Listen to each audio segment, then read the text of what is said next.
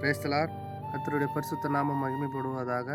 இந்த நாளிலும் நம்ம பார்க்க போகிற வேத வசனம் என்னன்னு பார்த்தா, யோவான் 14:3.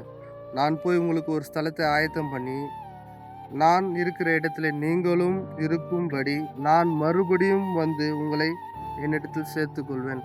ஆண்டவர் இந்த வசனத்தின் மூலியமா எதை சொல்லுகிறார்னா, அவர் இந்த பூமியில வந்து நமக்காக, நம்முடைய பாவங்களுக்காக மரித்து 3ஆம் நாள் உயிரோடு எழுந்தார். அது மாத்திரம் இல்லாம அவர் என்ன சொல்றாருன்னா, நான் உங்களுக்காக போய் ஒரு ஸ்தலத்தை ஆயத்தம் பண்ணுகிறேன்.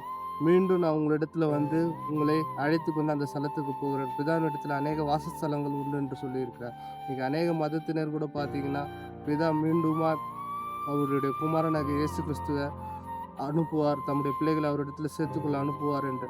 ஆனா இயேசு தான் அதற்கான வழி, அதற்கான சத்தியம் என்று அநேகர் விசுவாசிக்காம இருக்காங்க. இயேசுவே இல்லாமல் ஒருவனும் பிதாவினிடத்துல போக முடியாது. அது மாத்திரம் இல்லாம அவரே வழியும் சத்தியமும் ஜீவனுமா இருக்கார். நீங்க பரலோகம் போகணும், எவன் போகணும்னா இயேசு மாத்திரமே ஒரே வழியா இருக்கிறார்.